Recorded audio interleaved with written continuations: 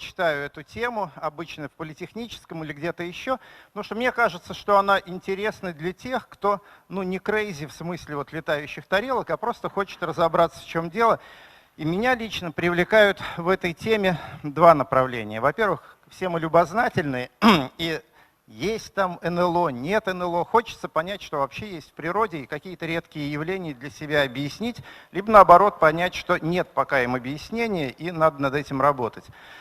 Ну, второй аспект, а может быть все-таки что-то есть, и в этом смысле тоже нам надо знать все, что наука сегодня уже объяснила, или думает, что объяснила, и то, что мы не сможем объяснить, будет по-настоящему новым. В конце концов, не все открыли до нас, что-то и на нашу долю осталось. И я надеюсь, что мы с вами тоже поучаствуем в поисках совсем новых природных явлений. Собственно, они каждый год и открываются, иногда даже непрофессионалами. В общем, об этом мы поговорим. Давайте начнем, разумеется, с истории немножко. Феномен НЛО – это миф 20 века, удивительным образом взыгравший сразу после Второй мировой войны, привлекший всеобщее внимание, или, по крайней мере, внимание многих. И, наверное, астроном, а я астроном, не может все аспекты этого явления покрыть. Тут и для социальных психологов есть над чем подумать, почему все так этим увлеклись, и для многих. А я только астрономический аспект попытаюсь осветить. И начну немножко с истории. Вы знаете, конечно, что сразу после Второй мировой войны, формально в 1948 году, появился сам термин НЛО и всеобщий интерес к нему. Началось все с первой публикации, кстати говоря, в первом номере этого журнала Fate, появилась заметка со слов Кеннета Арнольда, американского бизнесмена, который вроде бы, пролетая над скалистыми горами, видел серию или эскадрилью странных летающих объектов.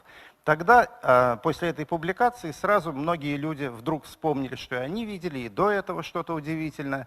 Посыпались письма в редакции газет, в научные институты, вот примерно с такими зарисовками, описаниями чего-то необычного в атмосфере.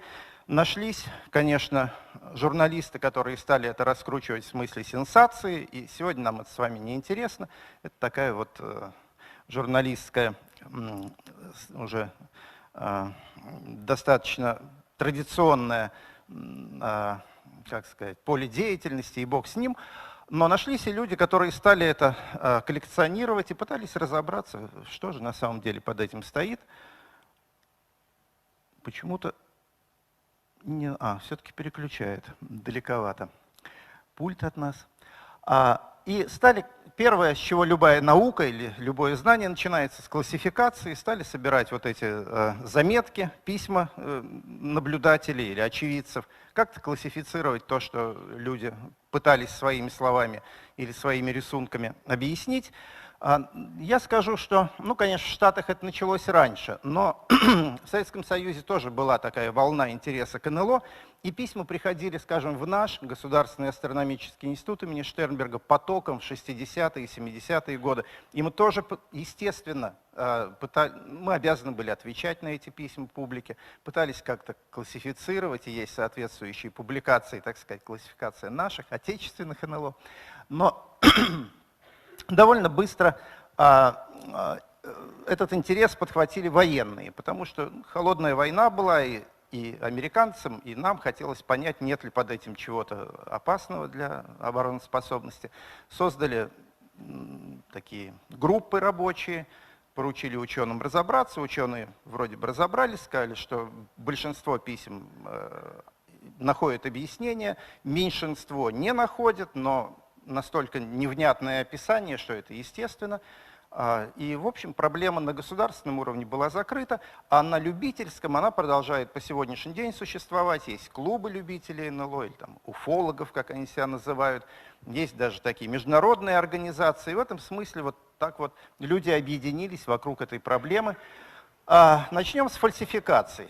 Значит, большая доля публикаций, я не говорю наблюдений, именно публикаций в широкой прессе, это, конечно, фальсификации. Они привлекают внимание, желтая пресса на то и желтая, чтобы, значит, этим заниматься. Вот просто пример того, как это делается. Пилоты, это один из одна из посадок шаттла, уже начало 90-х, экипаж спускается, нормальная фотография. А вот то, что было опубликовано, значит, насколько я понимаю, это автор, фотохудожник, так сказать, который дорисовал товарища. Наверное, тогда это было непросто, потому что фотошопов еще не было, все это делалось такими оптико-механическими средствами, но люди, значит, вот ради публикации это делали. В таких газетах, ну, сейчас уже не надо объяснять, что такие вот таблоиды, они есть во всех странах, и люди, если можно, со вспышкой не снимайте, пожалуйста, вы не добьетесь результата, только людям испортите настроение.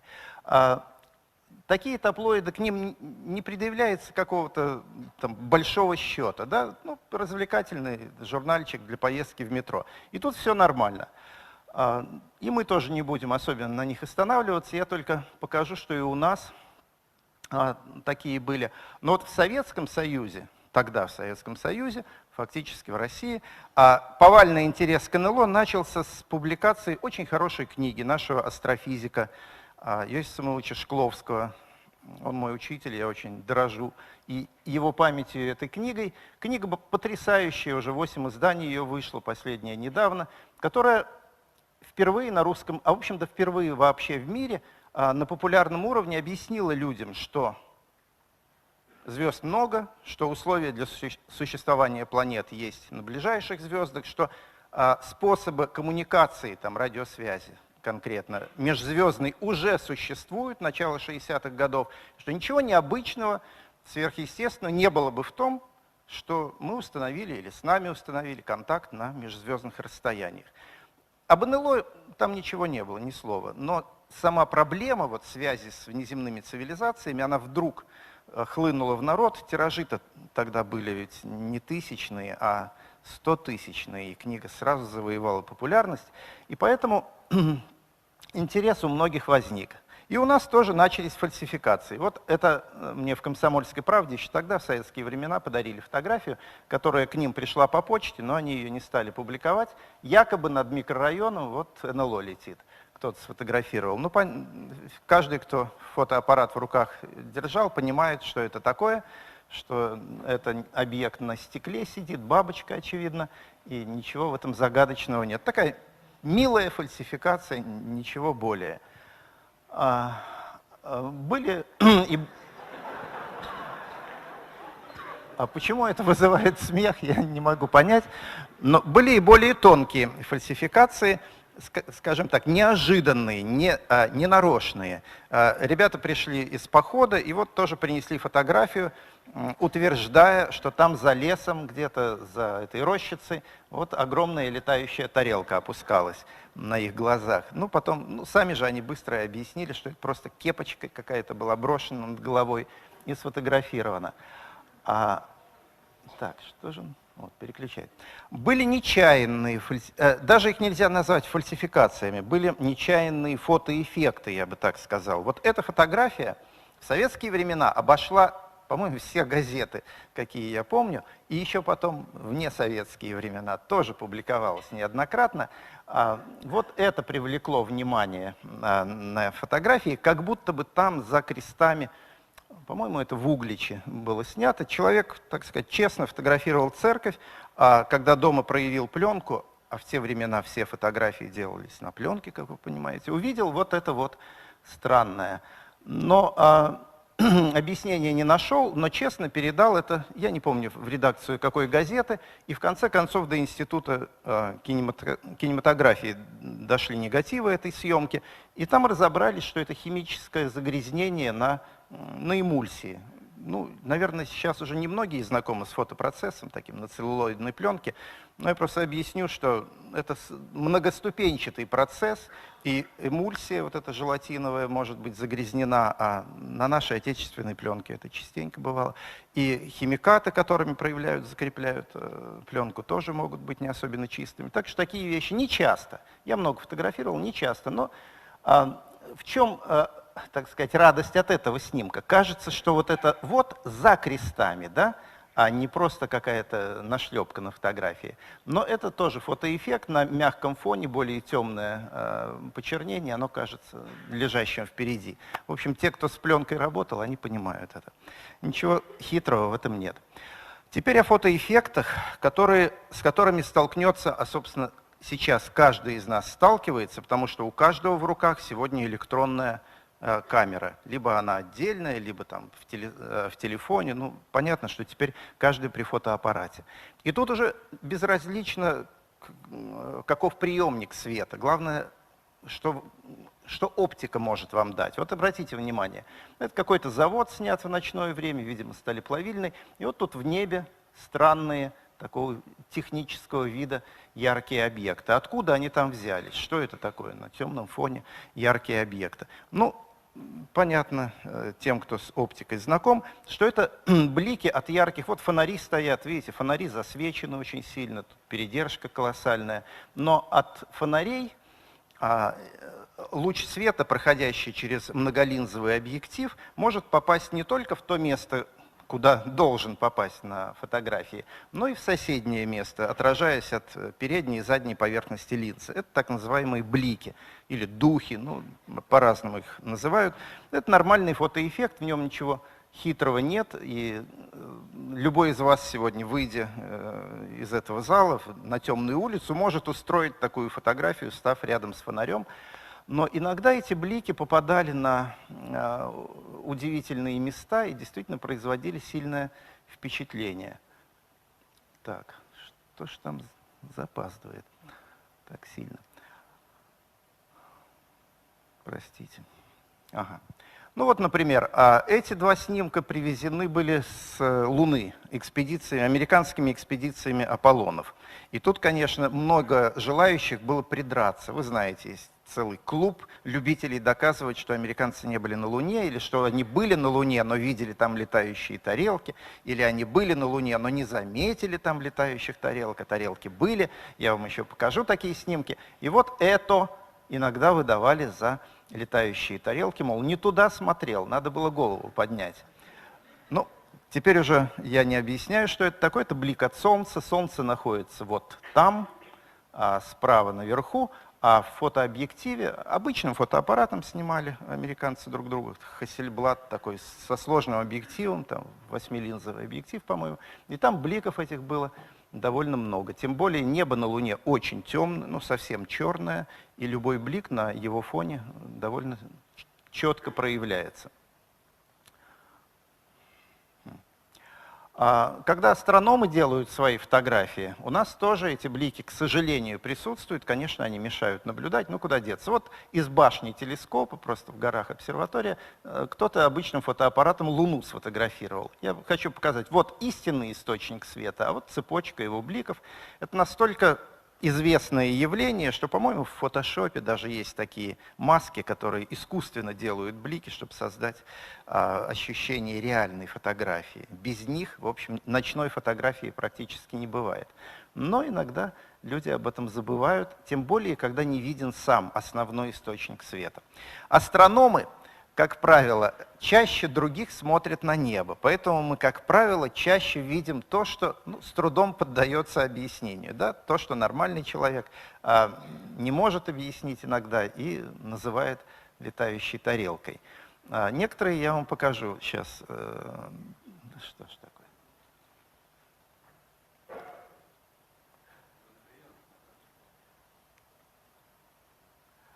Приемник там.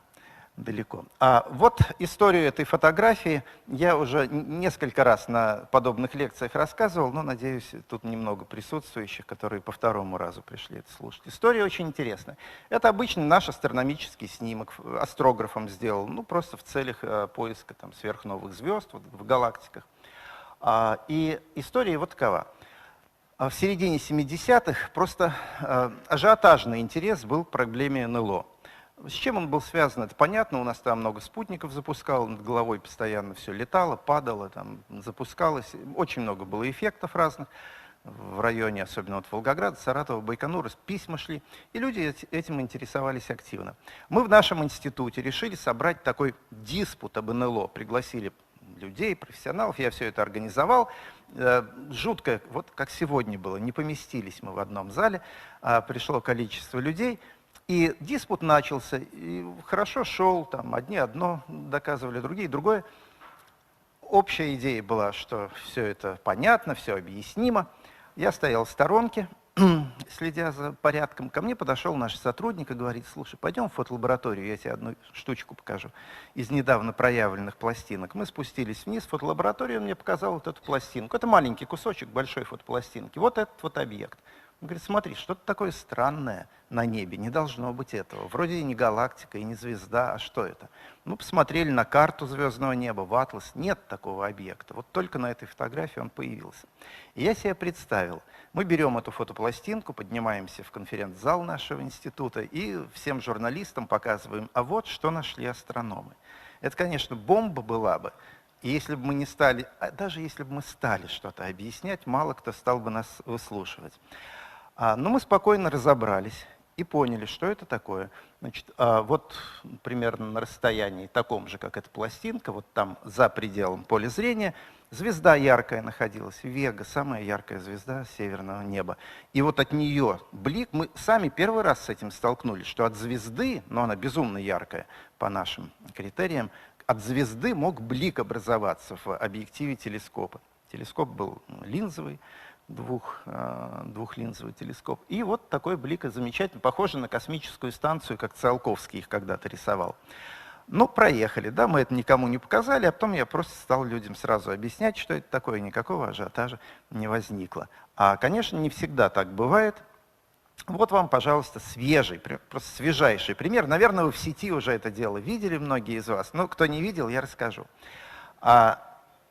29 ноября прошлого года вдруг многие наши сайты опубликовали вот эту фотографию, перетащив ее с западных сайтов. К Земле движется армада НЛО. Утверждают ученые, конечно, как всегда не наши ученые.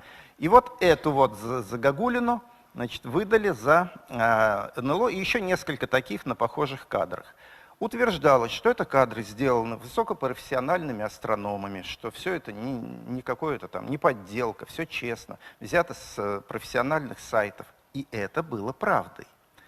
Правда, сама сенсация появилась на сайте вот с таким адресом: Before It's News.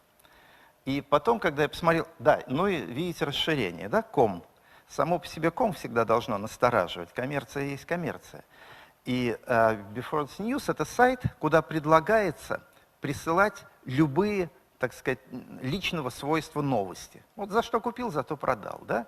Мы публикуем все, лишь бы было интересно. Ну, то есть таблоид. Обычный таблоид с рекламными колонками для каких-то там продаж чего-то не очень интересного.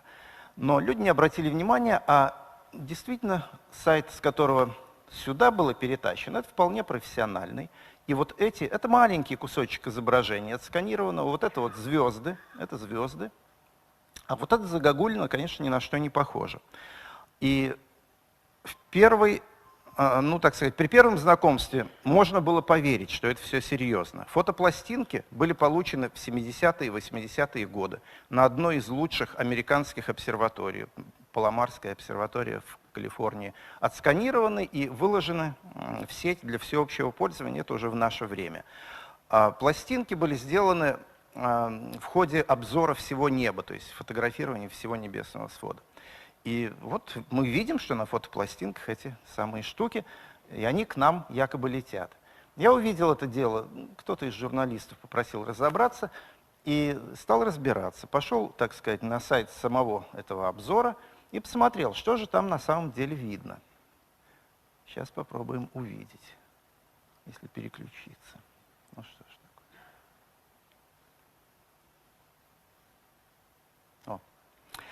такое. Американские астрономы фотографировали небо параллельно на фотопластинке двух цветов. Ну, точнее, они черно-белые были, но через два светофильтра. Голубой и красный, ну, синий и красный.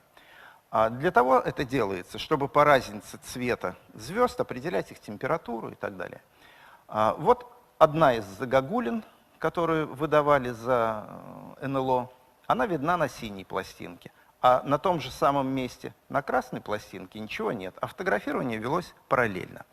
Я посмотрел, где все эти 6, по-моему, или 7 НЛО якобы, которые вот предлагались зрителям. Они все были на одной фотопластинке из нескольких тысяч, всего на одной, на маленьком месте там в районе Южного, вот координаты, кто астрономические знает координаты, в районе Южного полюса небесного.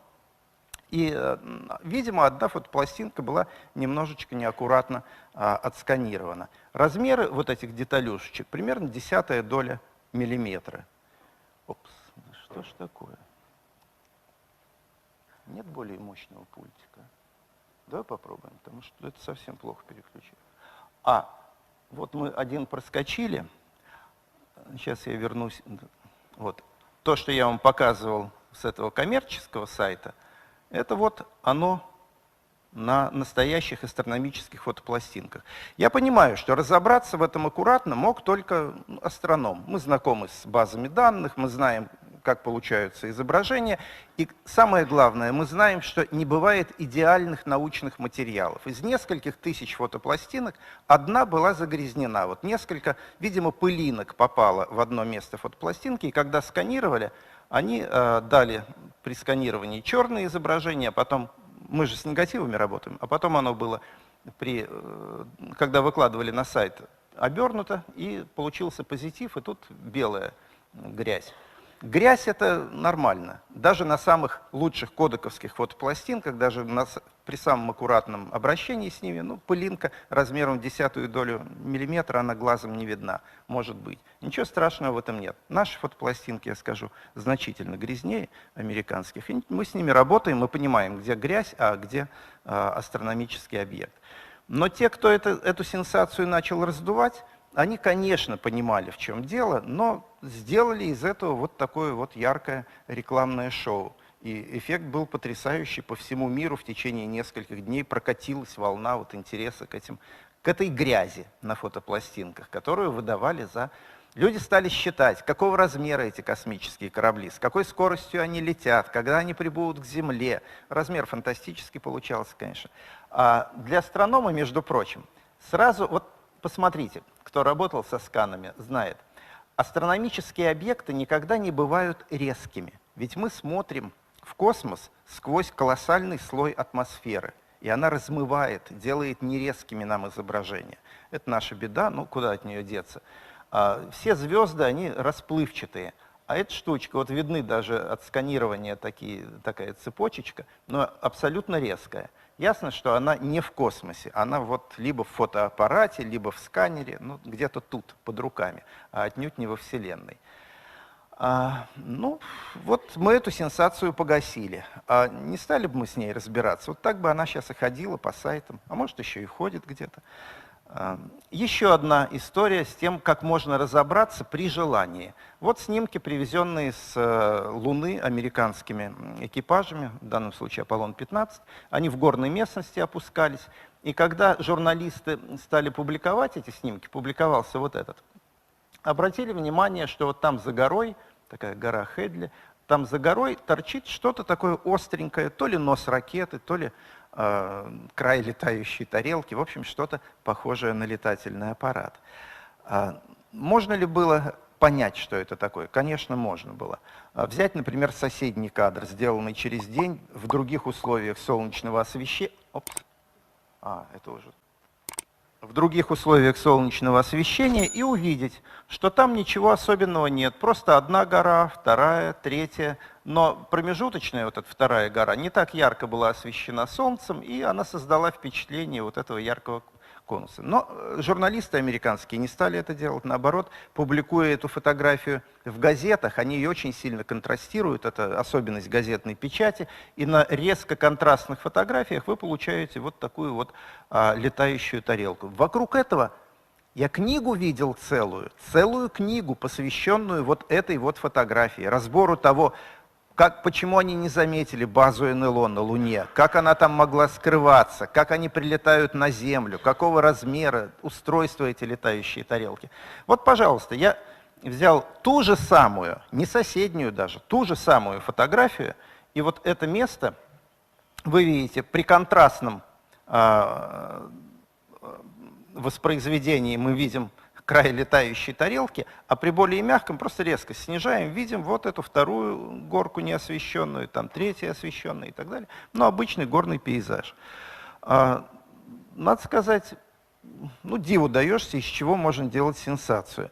Тем не менее, много лет она ходила и по книгам, и у нас ее перепечатывают, до сих пор обсуждают. База НЛО на Луне. Вот наберите в Яндексе «база НЛО на Луне», и вы увидите, сколько будет ссылок на это дело. Так, переключили. Марс. Ну, Марс очень интересная планета, но и с ним связан один миф о цивилизации или о пришельцах, который называется монумент или сфинкс марсианский. Речь идет о том, что первые аппараты, которые на орбите вокруг Марса работали, они не очень качественные снимки присылали. И вот на одном из них вроде бы такое занесенное песком или испорченное временем лицо, похожее на египетского сфинкса. Когда нас об этом спрашивали, мы всегда улыбались и говорили: ну подождите, сделаем лучшие снимки, и вы увидите, что это обычная гора, просто такой странной формы. Мало ли таких, скажем, в Крыму, когда вы лазите по горам, там профили Волошина можно увидеть, и кого угодно при фантазии. Ну действительно, вот сделали хороший снимок, это уже в последние годы, увидели, как это геологи называют, останец, по-моему, да, такая разрушенная горка ветром, ничего в ней особенного нет, никакого сфинкса, но рядом с ним еще три пирамиды обнаружили, которые в Гизе вот там стоят, рядом с настоящим сфинксом. В общем, это, видите, книга, посвященная вот этому вот лику. Продавалась, говорят, хорошо. Но это, я не знаю, это нормальный вроде бы, нормальное любопытство, да, нормальное желание увидеть что-то необычное. Но из этого умные люди делают бизнес. Давайте теперь к тому, что ближе к нам, на Земле. Почему я Луну показываю? Дело в том, что когда мы анализировали письма, приходящие в наш институт, их много сотен было, я не знаю, где они сейчас, но когда-то вот целый сейф большой был ими забит, мы их классифицировали, и оказалось, что примерно процентов 60-65 случаев наблюдения НЛО, или, так сказать, то, что принимается за НЛО, были связаны с Луной. Поэтому я Луну вам показываю. Что именно, как Луна может возбудить интересы, непонимание у людей. Обычно это восход Луны или иногда заход. В общем, Луна вблизи горизонта. Она нам по какому-то странному психофизиологическому явлению, еще не до конца объясненному, кажется очень большой. Потом она из-за поглощения света в атмосфере кажется красноватой. Ну, действительно, выглядит красноватой, так иногда очень ярко-красной. И прежде всего, она восходит в разное время. Вот если с Солнцем все в порядке, оно утром восходит, вечером заходит, то лунный диск, он относительно Солнца движется, там один оборот в месяц делает, и он может взойти практически в любое время суток. И иногда, так сказать, неожиданно для наблюдателя. И людей это удивляет, они не узнают Луну. Кстати, обратите внимание, на этом снимке вот тут что-то на фоне Луны еще, да, летит. Скорее всего, самолет. К этому мы еще вернемся чуть позже. А пока о Луне. Вот такой вот эффект, который... я насчитал уже 6 глубоко научных объяснений тому, почему нам Луна кажется большой, когда она вблизи горизонта. Но это значит, что никто до конца не разобрался в этом эффекте, а хотелось бы. Но вот она впечатление создает иногда просто жуткое. И люди не узнают ее. Приходили письма от подмосковных старушек, которые, вот, так сказать, бдительно смотрят на небо, с просьбой объяснить, что же такое странное из-за кустов появилось неожиданно красного цвета. К тому же, когда Луна и Солнце вблизи горизонта наблюдаются, у них форма меняется. Это известный эффект, он называется рефракция, преломление света в атмосфере, и особенно силен он вблизи горизонта, когда через большую толщу воздуха проходит. Видите, цвет как сильно меняется, неожиданно, и форма, сейчас я вам покажу, если эта штука сработает. Вот, нет, перескакивает, да что ж такое. Так сильно Луна не искажается для нас, для земных наблюдателей, но этот снимок сделан с орбиты, а для космонавтов эффект удваивается. Свет Луны луч света от Луны проходит один раз через атмосферу почти до поверхности Земли, потом снова выходит в космос, эффект удваивается. Но вот такой колобок приплюснутый иногда можно вместо Луны увидеть, и, конечно, смущает это людей. Действительно уже что-то тарелкообразное появляется. Есть еще один любопытный эффект, связанный с Луной. Это ее движение, кажущееся движение в облачную погоду. Может быть, кто-то из вас замечал, когда тяжелые облака на небе почти без разрывов плывут, быстро летят низкие облака, и вдруг на какое-то мгновение в разрыве облаков появляется лунный диск. Так вот, наш мозг интерпретирует это появление как быстрый полет Луны. Этот эффект описан, с ним сталкивались многие, объяснения он не имеет. Ну, у меня есть своя гипотеза, я думаю, еще у кого-то найдется гипотеза, почему наш мозг именно так интерпретирует неподвижную Луну и движущиеся облака. Он как бы оборачивает, облака стоят на месте. Я сам попадался на этот эффект. Вот мне казалось, что быстро пролетел какой-то объект. Ну, потом оказалось, что это Луна. Вы попробуйте иногда так, посматривайте на небо, когда облака и лунная погода, и уверен, тоже не всегда сможете отделаться от этого впечатления быстро летящего яркого объекта. На самом деле она стоит на месте, движутся облака.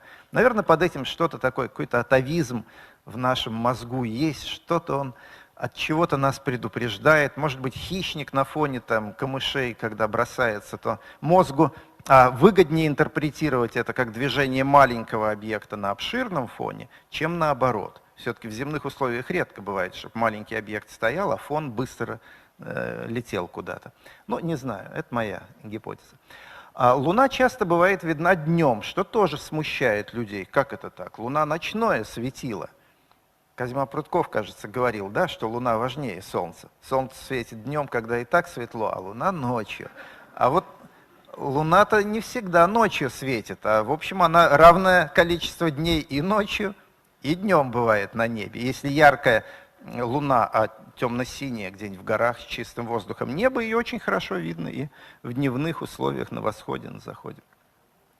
Солнце не так часто нас обманывает, мы знаем, когда ждать его восхода, когда захода, но мне удавалось даже объяснять случаи наблюдения НЛО в XIX веке. Есть такие подборки, и вот моряки парусников, одного английского парусника, описали странный объект, который взлетел над поверхностью моря и потом почти тут же пропал неизвестно куда.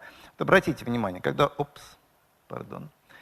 вас тяжелая, ну здесь не такая тяжелая, это я снимал, тяжелые облака и узкий просвет чистого неба вблизи горизонта, солнце на восходе совсем ненадолго, буквально на 2-3 минуты может, особенно в экваториальных странах, где солнце резко встает из-за горизонта, вертикально вверх, может пройти этот участок чистого неба и снова скрыться за тяжелыми облаками, стать практически невидимым. И такие эффекты тоже смущают даже людей, ну, достаточно опытных моряков.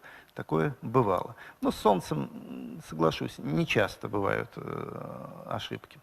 На заходе Солнца тоже представляет из себя вот такой ярко окрашенный объект, иногда смущает людей. Ну, буквально, вот на моей памяти единицы есть сообщения об НЛО, связанные с Солнцем. Все-таки, как правило, народ понимает, что есть что. А вот второй виновник, второй по количеству ошибок виновник НЛО, значит, первый все-таки Луна, а второй это вот оно, Венера. Венера – самый яркий объект ночного неба, ну, исключая Луну, которую мы все и так понимаем, что это такое. А Венера очень яркая. Яркость Венеры намного превосходит любую из звезд, и Венеру мы можем видеть на небе даже тогда, когда еще недостаточно стемнело, то есть сумерки, и звезд на небе, кажется, ну не должно быть. Откуда звезды на таком светлом небе? Вот я как-то из кухни снимал. Вот она, Венера, очень яркий объект. И масса есть случаев, достоверных описаний, когда она приводила людей в недоумение. И я помню, у нас, ну так, в шутку издевались над какими-то двумя американскими полицейскими, которые в 70-е годы гнались на автомобиле за Венерой. Вот. А когда едешь по дороге, кажется, что этот объект тоже летит, да, он же далеко не смещается, деревья в одну сторону бегут, а он вот вроде бы преследует тебя или наоборот убегает от тебя. Издевались до тех пор, пока, по-моему, в 1989 году не появилось сообщение, что в Подмосковье два наших гаишника гнались за Венерой некоторое время. Так что, в общем, ну я не знаю, о чем это говорит, но, видимо, о какой-то солидарности, профессиональной солидарности этих товарищей. Серебристые облака – это ночное явление, оно не часто вводит в заблуждение, но все-таки хочу вам их до кучек показать. Нам кажется, что в полночь на небе никаких ярких облаков быть не может, солнца-то нет. А бывают именно в наших широтах, именно вот здесь, в районе 56 градуса северной широты, довольно часто, не каждый год, но один раз в 3 года точно бывают в районе летнего солнцестояния. Это где-то последняя неделя июня, первая неделя июля. Вот такие ночные светящиеся облака, так они называются в науке, мы их называем серебристые облака. Они видны в полночь, когда на небе звезды, и кажется, что ночь, а они ярко светятся, всегда в северной части неба, потому что солнце в наших широтах в эти дни так неглубоко уходит под горизонт, что если что-то появляется высоко в стратосфере, то лучи солнца достают из-под горизонта и освещают. Это высокостратосферные облака, очень высокие, совершенно необычные, даже не до конца еще объясненные, на высоте 80-85 километров над Землей, там же почти космос. Откуда они там берутся? Видим, ну, более или менее понятно теперь, откуда, там метеоритная пыль, на ней осаждается вода, но явление красивое и обескураживающее, потому что в полночь на небе светится. Правда, форма у них все-таки такая вот волнистая, дюнообразная, но иногда бывает забавная, клочковатые яркие клочки. Если в просветах там деревьев вы один такой увидите, он сбивает с толку. Ночью что-то яркое на небе. Метеоры. Ну, мы с вами знакомы с метеорами, да думаю, что и большинство людей, и сельских, и городских знакомы. Но изредка метеоры бывают особо яркие, их называют болидами. И тогда они сгорают не где-то там высоко в атмосфере и только на ясном ночном небе наблюдаются, а могут гореть долго-долго-долго, ну, иногда просто падают на землю метеориты, но могут пробить облачность и под облаками гореть. Вот, может быть, не самый удачный снимок я выбрал, такой яркий болид, но все-таки небо видно. А бывает, что небо не видно, облака там на 2 километрах все закрывают, а он пробивает облака и под ними летит. Вот тогда это действительно сбивает с толку. Вроде неба нет ночного, звезд нет, а что-то яркое пролетело. Болиды, ну, не часто, но были случаи, когда о них сообщали, и вообще это полезные были сообщения, потому что иногда удается найти упавший метеорит после этого. Так что нет худа. Ну, вообще нет худа интересоваться тем, чем-то на небе. Так что любые сообщения полезны бывают. Ну, а теперь давайте к самым настоящим летающим тарелкам обратимся. Хватит уже.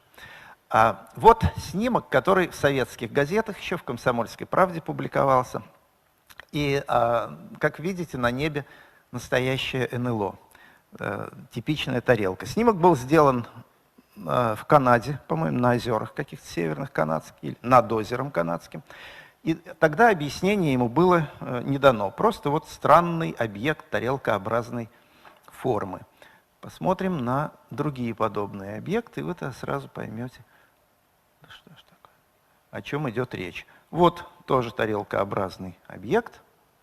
Но тут уже все вроде бы становится на свои места. Облако. Но какое странное облако, да? Не клочковатое, а как будто на токарном станке вырезанное. Очень четкое, с ровным краем круглым.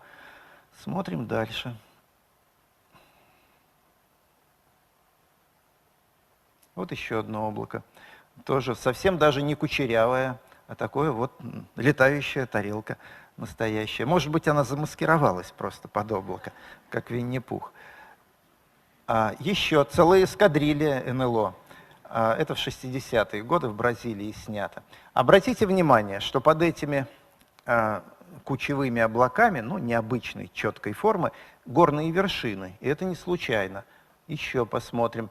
Как-то в Италии в одном музее я обратил внимание на вот эту, ну как это назвать, икону все-таки, где видно было, что и людей в средние века тоже это явление как-то заинтересовывало, потому что вот явно тут эскадрилья таких тарелок, ну, облаков, и вот даже с пилотами на одной из них. А этот снимок тоже был сделан в Италии, вот в районе Неаполя, в наши дни уже. Вот эти самые четко очерченные тарелкообразные облака. Давайте еще посмотрим. Ну, вот это место, наверное, многим знакомо. Тем, кто постарше, кто в пионерлагере «Орленок» когда-то отдыхал, потому что это гора Аюдак, вот знаменитая гора Медведь, и над ней вы видите, такое же облако сформировалось. Обратите внимание, именно над горой. Вот видно, что ветер дует откуда-то оттуда, взмывает здесь теплый воздух, насыщенный парами, и формируется вот такая вот странная облачная многоярусная структура. Вот, пожалуйста, еще вершина, известная многим, и над ней такое же облако. Я небольшой поклонник стихов, но никак не могу вот забыть это Лермонтовское, да, «Ночевала тучка золотая на груди утеса великана». Чего она там ночевала? Облака вообще-то летят по небу, куда-то плывут обязательно, а она ночевала. И вот он подметил очень правильно это дело. Физика этого явления в том, что даже если ветер дует и облака более высоких эшелонов, слоев летят по небу, вот это всегда приклеено к вершине горы. Ну и вот еще, например, это астрономы любят снимать. Астрономы в горах обычно работают, и там над вершинами видят такие облака. Вот еще. Их называют лентикулярными, ну или чечевицеобразными облаками. Вот еще. Может быть, я слишком много примеров показываю, но это настолько часто вводит людей в заблуждение, что надо быть все-таки готовыми к встрече с такими редкими тарелкообразными формами. И сейчас я покажу еще, ну вот, вообще с каким-то кильваторным следом облака. Это на Камчатке мои друзья геологи делали. Я все-таки объясню тем, кто с физикой, может быть, не очень часто сталкивается, в чем тут дело. Когда влажный воздух течет, ветер дует вдоль горной гряды, и он наталкивается на вершину, выдающуюся над общим фоном, теплый воздух с парами воды поднимается, поднимаясь, охлаждается, расширяется, и при расширении охлаждается, и из него выпадают капельки воды, то есть формируется вот это вот облако. И оно никуда отсюда не денется. Воздух, конечно, проезжает дальше, но уже пары воды из него вышли, дальше они снова могут раствориться в виде пара, когда пройдут это место. Но вот тут место конденсации, оно всегда над вершиной будет. Иногда оно приклеено к вершине, иногда, если ветер сильный, взмывает над вершиной. Но вот эта самая тучка, которая на груди утеса великана, она типична для многих местностей горных, и часто там такие вот НЛО-образные облака наблюдаются. Не хочу сказать, что все в этом смысле понятно. И вот вам пример, с которым лично я до сих пор до конца не разобрался. В октябре 2009 года в сети появился ролик такой, снятый, по-моему, сотовым телефоном, очень низкого качества. Ребята ехали по кольцевой московской дороге и видели вот эту баранку на небе. Тогда никакого объяснения ей дано не было, хотя, конечно, и у меня, и, наверное, у других, кто вот с атмосферой более или менее знаком, были предположения, что это могло бы быть. Но, конечно, красота невероятная, завораживает, и даже как-то не по себе становится, да, от этой штуки в небесах. Но обратите внимание, тяжелые облака висят над Москвой, и вот как бы вырезан бублик в них. Я вспомнил, что где-то что-то подобное видел, порылся в своем фотоархиве, и нашел вот такой вот снимочек 2003 года, ранним утром, тоже из кухонного окна, это любимое мое место наблюдения за небом, на запад выходит. И посмотрите, очень похожая вещь, хотя, видимо, ветер был, и такой четкой структуры не получилось, но тоже низкая, спокойная облачность, И вот это вот вещь. Но происхождение этой я знаю точно. У меня там, вот за этими домами, теплый пруд. Утро было холодное, это конец сентября, было холодно, а над прудом, конечно, пруд большой, 600 метров, поднимался теплый воздух. Это естественно, в общем, над незамерзшим еще прудом. И вот этот теплый поток, он, значит, выявил такую особенность в ровном облачном слое. Правда, был ветер, и, видите, она расползлась, вот она след такой оставила. Видимо, здесь совсем было спокойно, вот над кольцевой дорогой ветра не было, но над чем реально эта баранка образовалась, я не знаю. Может быть, кому-то удалось это расследовать, я был бы признателен, если бы люди сказали, что в этом месте. ТЭЦ какая-то, теплоэлектростанция там со своими выбросами, или большой водоем. Кстати говоря, октябрь — это тоже время, когда водоемы еще не замерзли, а небо уже холодное, и воздух активно поднимается над теплой водой. Я не знаю точно, но, согласитесь, интересно расследовать такие явления и до конца пытаться понять их происхождение. Да что ж такое. Теперь обратимся к искусственным объектам, рукотворным. Мы с вами привыкли к тому, что в небе летают не только самолеты, но и аппараты легче воздуха. В наше время это нормально. Монгольфьеры, шары, надутые теплым воздухом из газа, они и раньше летали. И, в общем, когда мы видим их, вот, так сказать, внизу, на нормальном расстоянии, мы понимаем, что это, и никому в голову не придет счесть это за непонятное, там, за космический аппарат пришельцев. Да? Но бывают неожиданные вещи. Например, вот из моей практики. 91 год. Может быть, кто-то помнит, тогда была заварушка у нас политическая. Мы там у Белого дома, значит, охраняли демократию. И когда охранили ее, кончилось все это победой, стали расходиться домой. Была всеобщая эйфория. И на Красной Пресне, вот я шел к метро, ребята запустили вот такой маленький аэростатик. Он 5 метров размером, надули его, флаг на нем. Вот это мой снимок, а это я недавно в сети нашел. Вот флаг на нем, ну, видите, да, где на Красной Пресне. Так вот, ну, подняли и подняли, все были рады этому, разошлись. А через 2 дня в газетах появилось сообщение, что в Подмосковье пролетела летающая тарелка. Многие наблюдали. Оказалось, что лопнула эта веревочка, на которой вот он висел, и его понесло, и над всей Московской областью он летел, пока где-то не лопнул и не упал. И в газетах было совершенно серьезное сообщение о том, что вот нечто необычное, действительно необычное, да, ни самолет, ни вертолет, пролетал на большой, он поднялся на большую высоту, и непонятно было многим, что это такое, можно людей простить и понять. Бывают аэростаты совсем удивительные, и сегодня в нашей стране таких, насколько я знаю, не запускают. У нас была одна база там под Саратовом, но она давно уже не действует. Но в мире вообще высотные аэростаты очень часто используются для исследования стратосферы, много для чего, для астрономии. Когда он на Земле, он производит впечатление какой-то ненадутой оболочки, но вы его отпускаете, он поднимается на большую высоту, в разреженные слои атмосферы, на высоту 30, иногда 40 километров, и представляет из себя, вот раздувается уже до предела, эта оболочка диаметром бывает 100-120 метров. Летает она очень высоко, я сказал, на 40 километрах иногда. И если у вас уже солнышко за горизонтом, небо почти темное, то аэростат может подсвечиваться солнцем. Ну, в данном случае это астрономический аэростат, тут телескоп. Ну, не имеет значения, какое оборудование, главное вот это. И иногда впечатление он производит совершенно сногсшибательное, трудно понять. Я видел город, целый город с миллионным населением, который стоял, задрав, город Волгоград назывался, вверх голову, и никто не мог понять, что над головой. А дело в том, что вот там под Саратовом недалеко была у нас когда-то база этих аэростатов, вот такой он с близкого расстояния, но удалите его на 40 километров, и вы будете видеть какую-то, не знаю, вот что-то ярко-серебристо светящееся, абсолютно непонятного назначения. Было это давно, в 1969 году, 1900.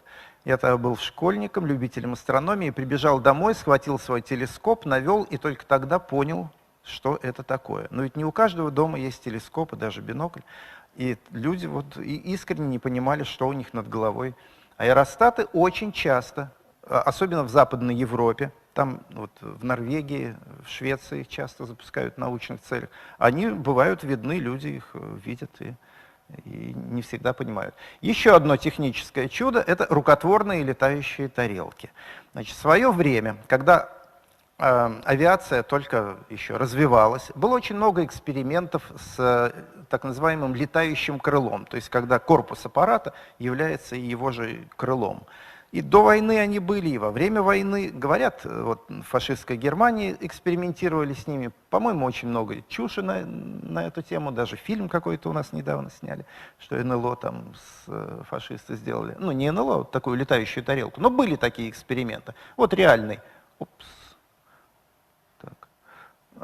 самолет, летающее крыло. И у нас такие были, они оказались неперспективными, но когда-то эксперименты с ними проводили, и люди их наблюдали.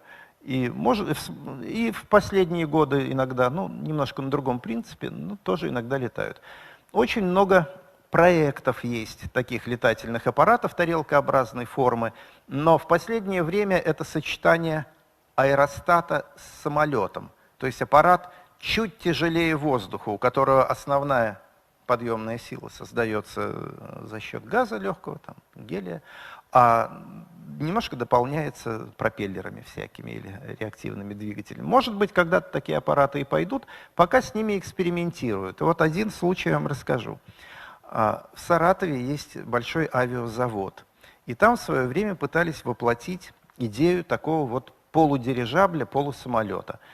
Выглядел проект вот так, у него и крылышки, и там подъемная сила, баллоны есть, вот это тоже проект. А это в цеху, его пытались собрать, но было это в последние годы советской власти, и все это рухнуло, потом до конца не довели, но модель испытывали. А завод прямо находится в городе, ну не в центре города, но окружен жилыми кварталами. И вот модель эта летала, она просто тарелка, самая натуральная, довольно большого размера, ее радиоуправляемая, гоняли над заводом, ее видели все, конечно, окрестные жители. Можете себе представить впечатление, когда масштаб этого аппарата совершенно непонятный был, вот тарелка там бороздила небо у них над головой, это достоверные кадры. Еще один тип необъяснимых атмосферных явлений – вот тут на этом снимке, я немножко подробнее расскажу. В 1988 году юноша, любитель астрономии, вот Игорь Варламов, прислал этот слайд в редакцию журнала «Земля и Вселенная». Есть такой журнал любителей астрономии, я там в редколлегии в то время был. Меня попросили разобраться. Парень очень аккуратно написал, что хотел наблюдать небо с балкона, но вот увидел 3 каких-то странных светящихся шара там за зданием общежития. Не мог понять, что это такое, сфотографировал, как умел. Может быть, вы разберетесь. Описал очень аккуратно, там, азимут, высоту, ну, любитель астрономии, грамотный. Но что это реально, понять было сложно, потому что расстояние неизвестно. То ли это вот в 100 метрах от человека, то ли в 100 километрах, то ли в космосе, то ли на Земле. Непонятно, расстояние неизвестно, масштаб очень трудно себе представить. Я отложил этот слайд, он у меня несколько лет пролежал. Были у меня определенные мысли по этому поводу, но подтвердить их было нечем. Он лежал, ждал своего часа. И дождался. Через несколько лет мне прислали газетку, вырезку из газеты из города Новороссийска на Черном море. И там была описана точно такая же ситуация. 3 шара над городом. Я посмотрел число, дату, время. Точно совпадало вот с этим явлением. Тогда что остается? Азимут мне известен был из одной точки, из города Саратова, из второй точки, из Новороссийска. Проводишь на географической карте 2 луча, и они пересекаются в том месте, так сказать, пеленг устраиваешь. И, в общем, они пересеклись там, где я и ожидал. Может быть, вы знаете, у нас в степях южнее Волгограда, там между Астраханью и Волгоградом, есть старый космодром, Капустин-Яр называется.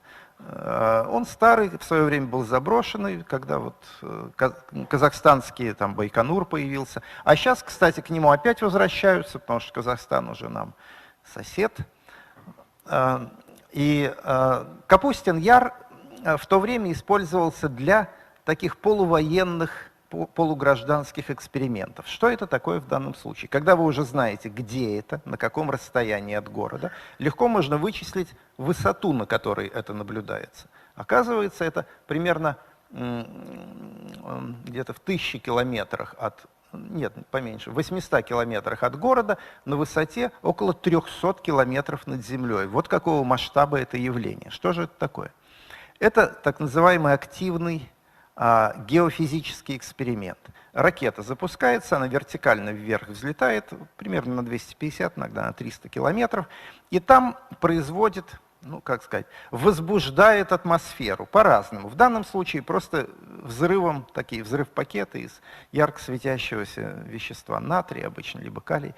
И расширяясь, вот эти вот яркие шары, они показывают, какая плотность воздуха, какие ветры там дуют, какая температура иногда по спектру можно понять. Очень полезное дело, но в советское время, да и сейчас еще, об этом никаких публикаций не выходит. Все это делается в интересах Министерства обороны, и они не рассказывают о том, что делают. Поэтому люди вот видят, а понять не могут. Через несколько лет этот же молодой человек, ну что ж такое, прислал точно, ну не точно такой же, а следующий снимок уже 90-го года, тоже там же, но теперь уже нам все было понятно.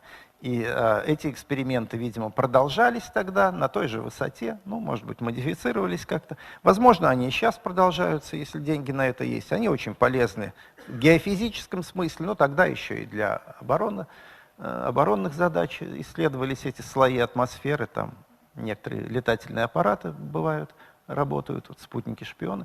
Но если люди... Это же на огромной территории видно. Практически половина европейской части Советского Союза вот это наблюдала. А в газетах не было, тем более по телевидению, никакого толкования. И вот тысячи людей, из них находились там сотни любознательных, из них находились десятки тех, кто садился письма писать. Естественно, эти письма приходили к ученым, и мы их пытались толковать. Спутники. Обычные искусственные спутники Земли. Наверное, кто-то видел их, когда они медленно пролетают такие слабо светящиеся точки над головой. Но так было не всегда. Вот перед вами совершенно уникальный спутник под названием «Эхо». Ну, это «Эхо-2», был еще «Эхо-1», они одинаковые. Шар диаметром 40 метров.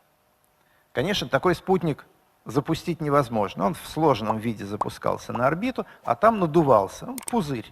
Снаружи алюминированный, чтобы зеркальным стать. Зачем это было нужно?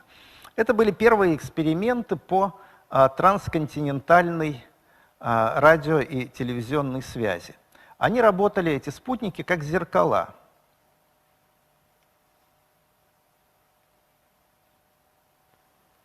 Не удается перевести слайд.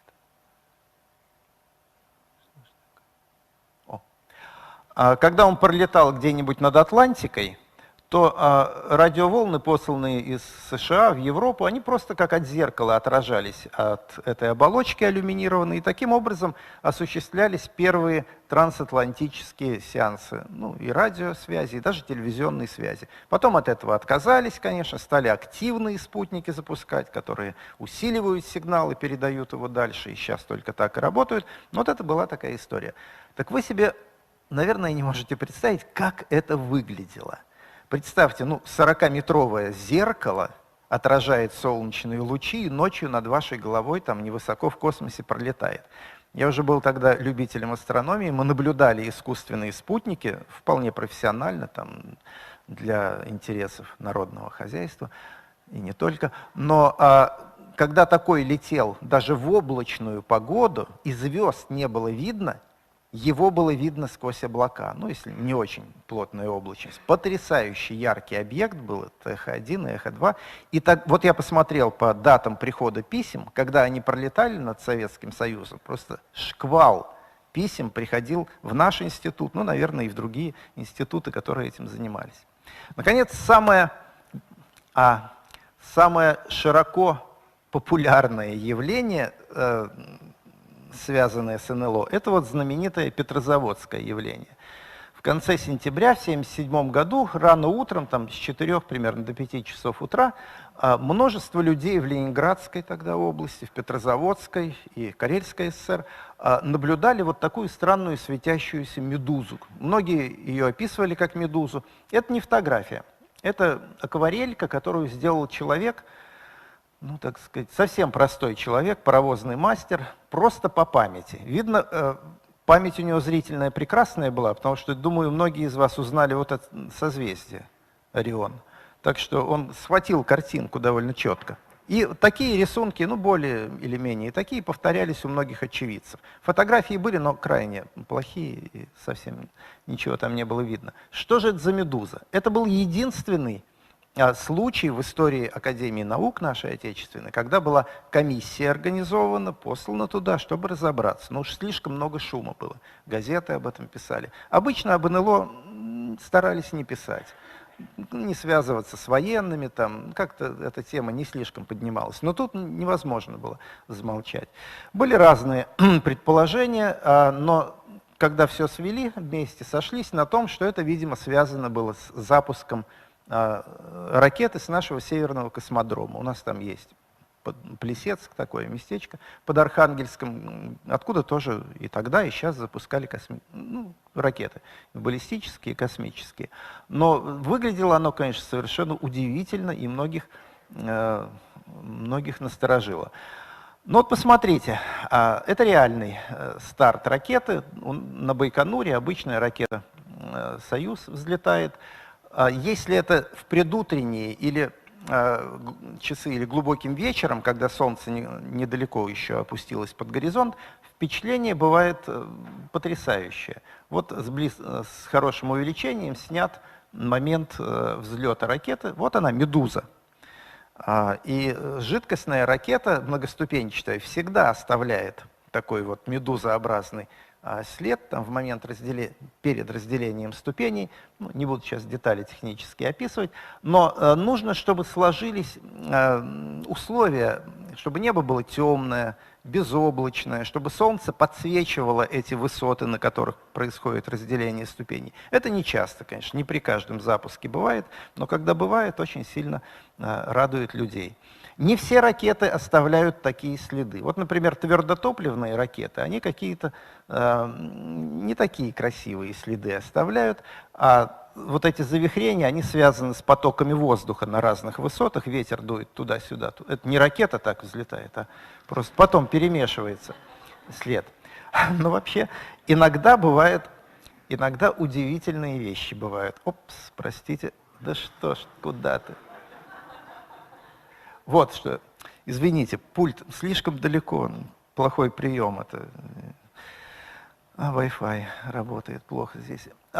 Вот замечательное такое явление было в конце 2009 года сфотографировано над Норвегией. Ну, посмотрите, чудо, да? Летающая тарелка. Знаете, что это такое, да? Нет? Похоже на эти китайские шутихи, да, вот, которые под Новый год запускают, но масштаб совсем другой. Это испытание нашей булавы, неудачное. Булава, ну, может, не все знают, это баллистическая ракета, которую на севере с подводных лодок уже несколько лет запускают, не всегда удачно. Очень красиво, но очень дорого. Такой вот салют стоит. Но норвежцы вот порадовались. Видно, что вращалась она, ну, в общем, не туда пошла. Как говорят, за бугор ушла. А вот, пожалуйста, вам удивительная вещь в космосе. Это реальный снимок, сделанный очень интересным австралийским астрономом. Роберт Макнот, он в нашу эпоху, вот в последние годы, самый удачливый ловец комет. Он более 50 комет открыл. И вот он как-то ночью у себя там в Австралии живет, наблюдал небо и вдруг видит вот такое чудо. Сначала принял это за комету, потом что-то его насторожило, разобрался, что это такое. Кстати, обратите внимание, на одном фрейме сейчас будет, вот тут промелькнул, это спутник пролетел. Вот. там вот раз, вот сейчас будет. Это просто... Небо сейчас очень сильно засорено, вот он прошел. А вот это что такое? А это наша отечественная ракета-носитель взорвалась. Не надо смеяться, ребят. Не только наши ракеты взрываются, такое бывает. Китайские сейчас чаще взрываются, чем наши. Но бывает, обычно это уже после запуска спутника, когда в последней ступени ракет-носителя остатки топлива остаются, там, не слитые. Бывает такое. Это, конечно, очень неприятно, там мусора много, вот он даже видно, как он сопровождает ракету, летит параллельно. Но тоже астроном разобрался, а не астроном или там любитель астрономии, у которого не такая хорошая техника в руках, не такие базы данных ему доступны, он бы и не разобрался, и НЛО принял бы.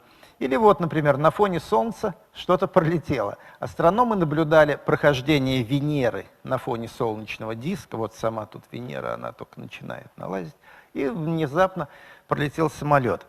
Я много лет, десятилетия уже занимаюсь астрономическими наблюдениями. Скажу вам, если смотришь на небо, на солнечный диск или на Луну, на лунный диск, они такое большое место на небе занимают, там полградуса диаметр, что обязательно в течение часа что-нибудь на их фоне пролетит. Птичка, самолет или что-то непонятное.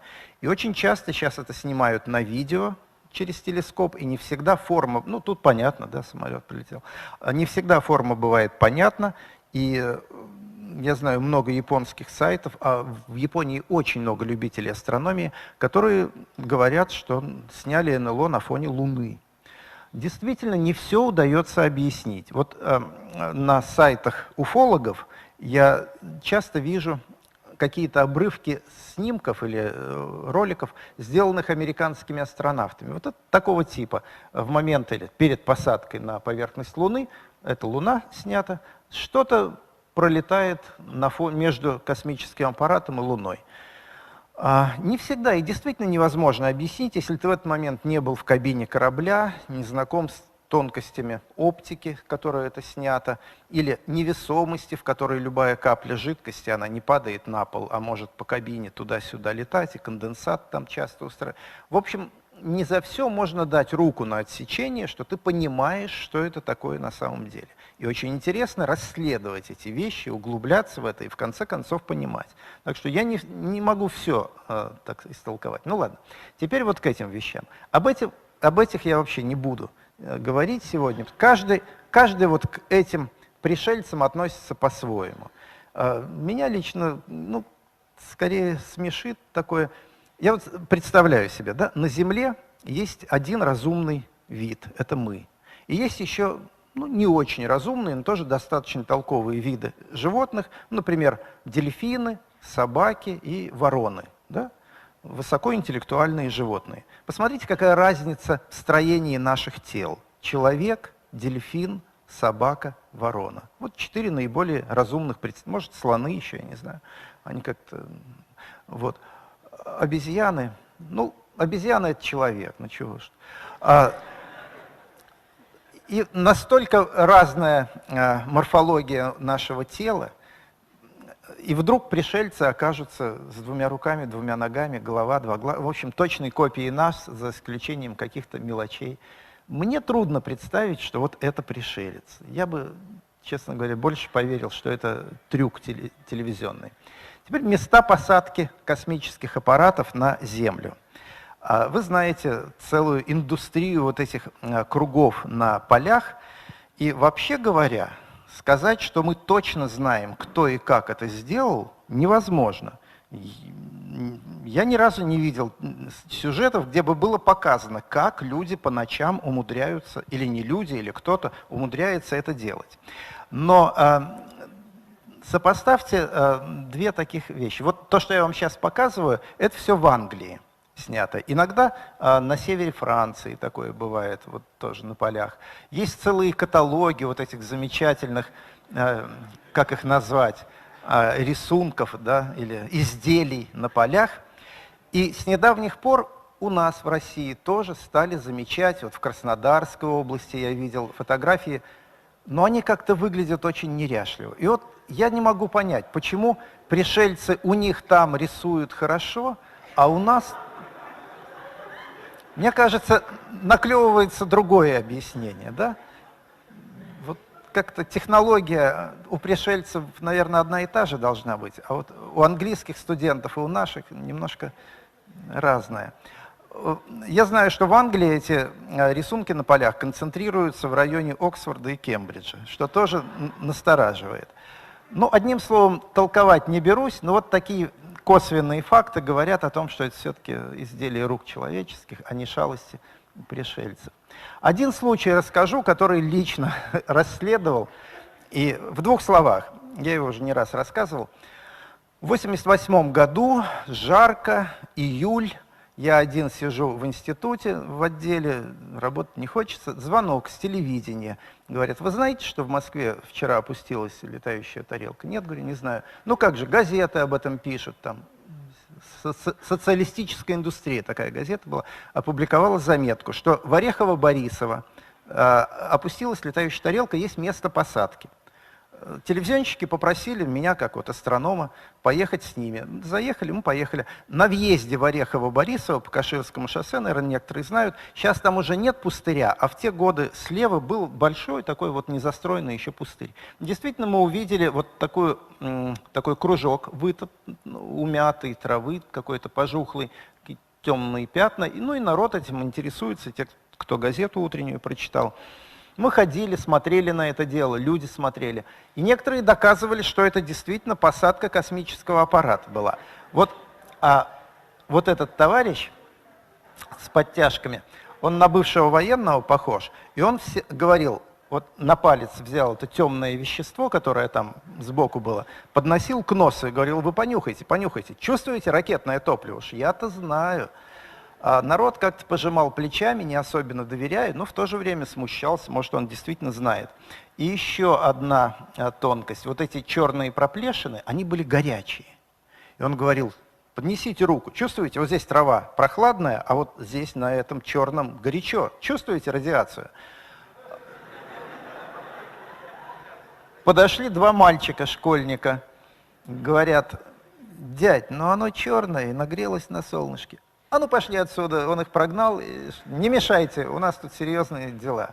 В общем, телевизионщики поснимали, я немножко пофотографировал, и на все это, на весь этот ажиотаж вышли из соседнего дома две старушки. Подошли, что это вы тут делаете? Мы говорим, вот, говорят, у вас тут тарелка опускалась. Да нет, что вы, сказали старушки, у нас тут стажок сена стоял, высох и загорелся.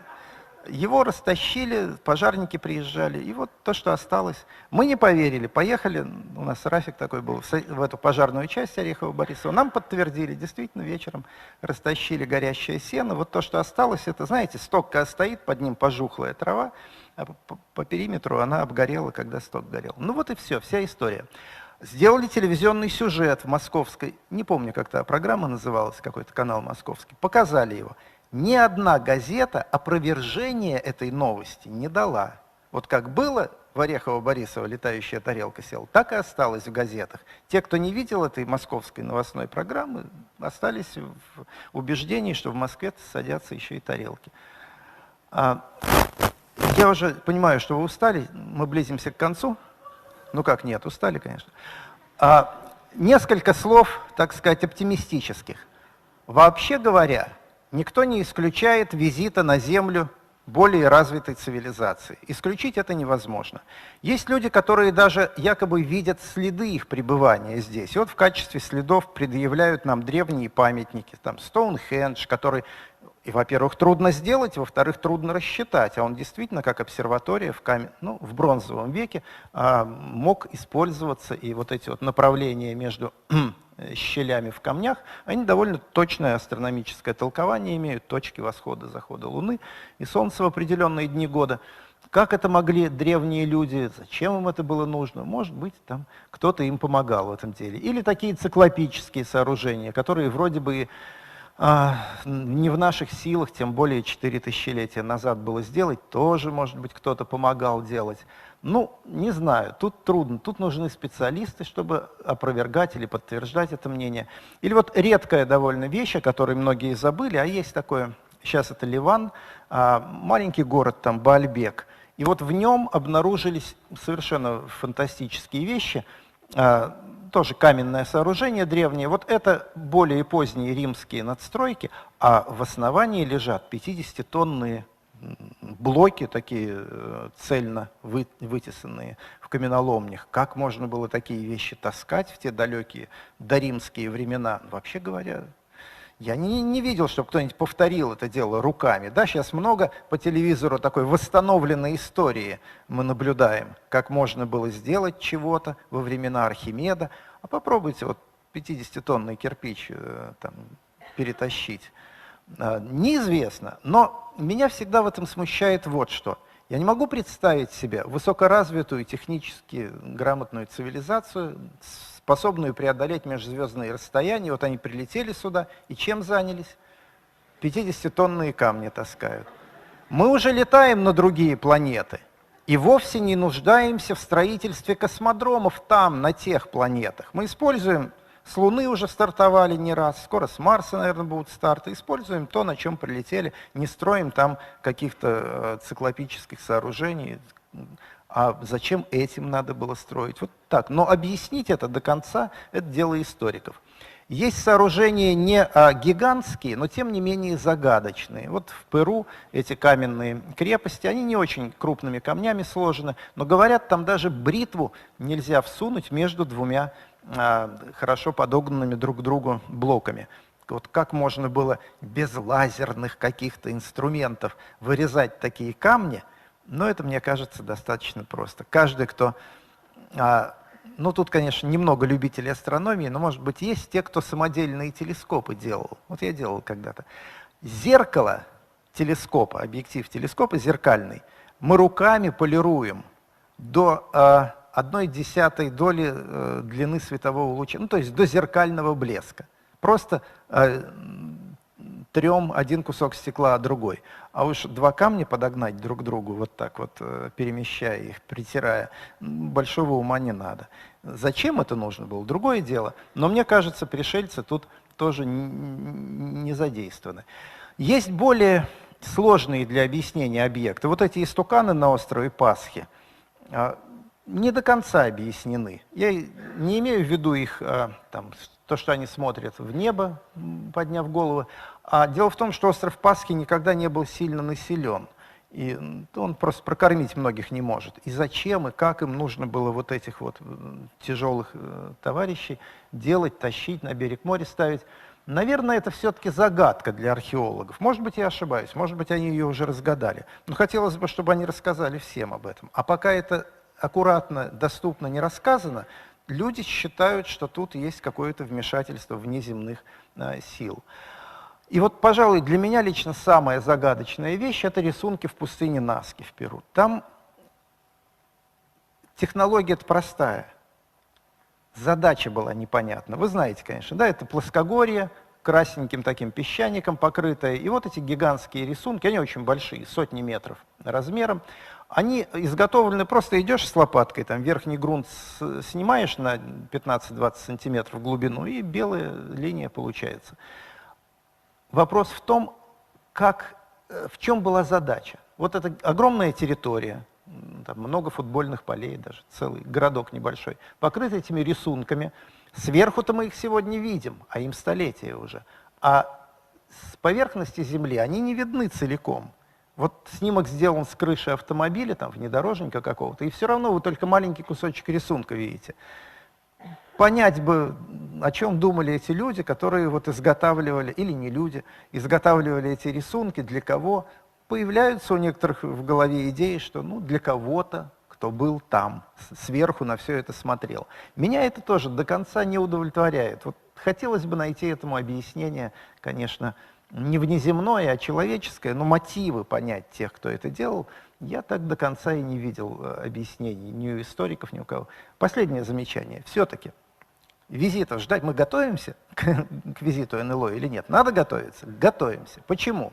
В последние годы, начиная с 1995 года, астрономы регулярно, а сегодня почти каждый день, ну, каждую неделю уж точно, открывают новую планету у ближайших звезд. Сейчас просто обвал. Вы можете зайти на сайт, там, Exoplanets какой-нибудь, и увидеть каталог экзопланет, в которых сегодня уже более 500 надежно обнаруженных планет, а в общем-то на самом деле несколько тысяч, ну не до конца подтвержденных. Сейчас летает несколько спутников, и у самых близких к нам, вот Эпсилон Эридана, звездочка, она из числа ближайших, очень похожа на Солнце. У нее планетная система.